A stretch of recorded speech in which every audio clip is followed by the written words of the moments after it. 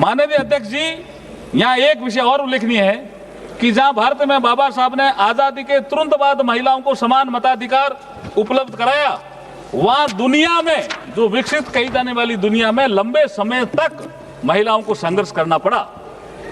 मैं इंग्लैंड का उदाहरण देता हूं, यूके का उदाहरण देता हूं अध्यक्ष जी, यूएस का। यूएस 1776 में आजाद हुआ, लेकिन महिलाओं को मताधिकार मिलने में कितने साल लगे? 144 वर्ष।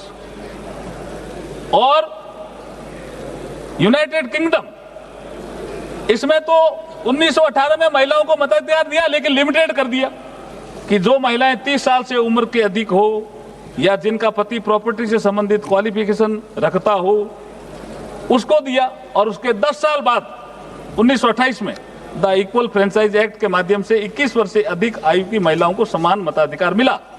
राइट टू रिप्रेजेंटेशन बाबा साहब का मूल वाक्य हुआ करता था। आज हमारे यशस्वी, तपस्वी, कर्मयोगी प्रधानमंत्री श्री नरेंद्र मोदी जी इसी दिशा में सोच रहे हैं। इसी कारण मातृशक्ति को नीति निर्माण में भागीदार बनाने के लिए महत्वपूर्ण बिल पेश हुए हैं। ये बिल महिलाओं के समान भागीदारी के पॉलिटिकल जस्टिस को पूरा करेगा। सर, आर्थिक न्याय, सामाजिक न्याय, राजनीतिक न्याय की बात प्रस्तावना में तो खूब कही गई है, लेकिन लोगों ने उसको लागू करने का प्रयास नहीं किया। अगर लागू करने का प्रयास किया तो आदरणीय नरेंद्र मोदी जी ने करने का प्रयास किया। अध्यक्ष महोदय, अब मैं आपकी अनुमति से बिल के प्रावधानों के विषय में सदन को थोड़ा अवगत कराना चाहता हूं। जब आजादी के 75 वर्ष के बाद अमृतकाल के युग में प्रधानमंत्री श्री नरेंद्र मोदी जी ने नए संसद भवन में पहले बिल के रूप में 18 से 21 सितंबर 2023 को विशेष सत्र के माध्यम से नारी शक्ति वंदन अधिनियम पारित करवाकर लोकसभा व विधानसभा में महिलाओं के 33% प्रतिनिधित्व को सुनिश्चित करके लोकतंत्र को पुष्पित व पल्लवित करने का अभिनव कार्य किया है। आज उसी श्रृंखला में हम ये अमेंडमेंट बिल लेकर के आए हैं। इसी संसद में 17वीं लोकसभा के दौरान 18 से 21 सितंबर 2023 को आयोजित विशेष सत्र में पारित किए दी द कॉन्स्टिट्यूशन 106 अमेंडमेंट एक्ट, जिसको हम नारी शक्ति वंदन कहते हैं, और जिसको 28 सितंबर को राष्ट्रपति जी ने अनुमोदित किया। इसके माध्यम से संविधान के आर्टिकल 330 ए, 332 ए, 334 ए को इंसर्ट किया गया था तथा आर्टिकल 239 AA में अमेंडमेंट किया गया था, ताकि लोकसभा व राज्य विधानसभाओं तथा एनसीटी दिल्ली की असेंबली में भी लगभग 1/3 सीटें नारी शक्ति के लिए आरक्षित की जा सके। इस संबंध में सदन में चर्चा के दौरान विपक्ष व अन्य दलों के नेताओं ने अनुरोध किया था कि इस वुमेन रिजर्वेशन बिल का क्रियान्वयन जल्दी से जल्दी किया जाए। हालांकि जो प्रोविजन 2023 के संविधान संशोधन में किए गए थे, उसके अनुसार ये महिला आरक्षण तभी ऑपरेटिव होना प्रस्तावित था जब इस एक्ट के लागू होने के बाद पहली रिलेवेंट सेंसस 2026 की जनगणना के आधार पर डिलिमिटेशन एक्सरसाइज को पूरा किया जाए। दूसरे शब्दों में कहा जाए तो महिलाओं के लिए आरक्षण तब तक लागू नहीं किया जा सकता था जब तक 2026 के बाद प्रकाशित होने वाली सेंसस फिगर के आधार पर डिलिमिटेशन एक्सरसाइज नहीं की जाती। अगली सेंसस और उसके बाद की डिलिमिटेशन प्रक्रिया में अभी पर्याप्त समय लगेगा, जिससे वुमेन की इफेक्टिव पार्टिसिपेशन में डिले होगा। इसलिए अध्यक्ष जी, आज जो हम ये अमेंडमेंट लेकर के आ रहे हैं, उनका मूल उद्देश्य लोकसभा, राज्य विधानसभाओं में महिलाओं के लिए 33% सीटें जो आरक्षित करने संबंधी प्रावधानों को लागू करने के उद्देश्य से हैं। इसके लिए संविधान के आर्टिकल 55, आर्टिकल 81, 82, 172, 330, 332 और 33A में संशोधन का प्रस्ताव है, जो बिल में साफ साफ उल्लेखित है। The constitution 106 amendment act 2023 Lok Sabha तथा विधानसभा महिलाओं के लिए लगभग 1/3 सीटों का रिजर्वेशन, जिसमें SC/ST भी शामिल हैं, प्रदान किया गया है। ये उल्लेखनीय है कि सरकार का उद्देश्य महिलाओं के लिए आरक्षित सीटों का वर्तमान में उपलब्ध सीटों के अतिरिक्त इन एडिशन टू और ओवर एंड अबव रखना है, न कि वर्तमान अलोकेशन ऑफ सीट को प्रभावित करना।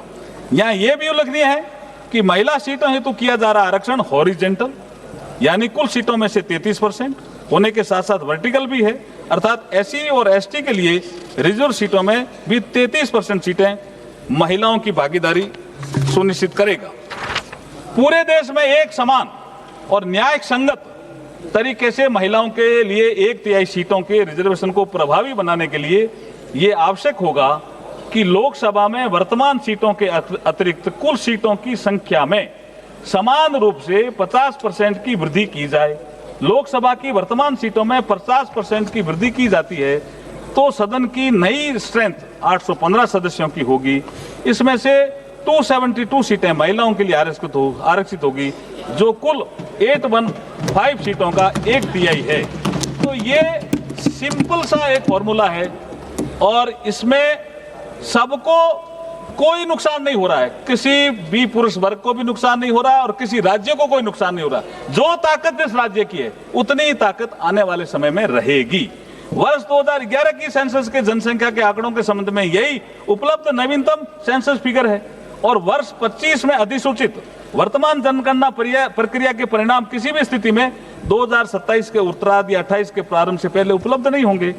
2011 की जनगणना का उपयोग रीएडजस्टमेंट या डिवीजन ऑफ टेरिटोरियल कॉन्स्टिट्यूएंसी तथा SC/ST के लिए सीटों के अलोकेशन के लिए किया जाएगा। ये हमने हमारा जो उद्देश्य है बिल का उसमें भी लिखा है। आज इस ऐतिहासिक अवसर पर मैं देश के पूर्व राष्ट्रपति मिसाइल मैन, करोड़ों युवाओं के प्रेरणा स्रोत भारत रत्न डॉक्टर अब्दुल कलाम साहब को भी याद करना चाहूंगा। जब 3 अक्टूबर 2005 को कलकत्ता, मद्रास और मुंबई विश्वविद्यालय के कंबाइंड इनॉग्रल एड्रेस के दौरान जब मुंबई यूनिवर्सिटी के एक छात्रा ने APJ अब्दुल कलाम साहब को पूछा, इंडियन पॉलिटिक्स में महिलाओं की भागीदारी को लेकर के एक सवाल किया। अध्यक्ष जी, आपकी अनुमति हो तो वो सवाल मैं पढ़ जाता हूं। एक महिला ने, लड़की ने पूछा, what is the future of woman in Indian politics when all the political parties are opposing the women's bill. ये सवाल पूछा। APJ अब्दुल कलाम साहब ने क्या जवाब दिया? Definitely the reservation of 33% short will come. It is only a matter of time. Success generally does not come without encountering problem. This is what women have to do collectively for getting the bill passed. ये समय आज आ गया है। APJ Abdul Kalam साहब ने उस समय कहा समय आएगा, आ गया और ये समय आ गया है। नरेंद्र मोदी जी के नेतृत्व में ये सदन इसको पास कर रहे हैं। इसी श्रृंखला में वो ये भी कहते हैं, sir, if women get into the assembly, they would bring some order. We can also hope to see development politics instead of political politics if more women enter the seat.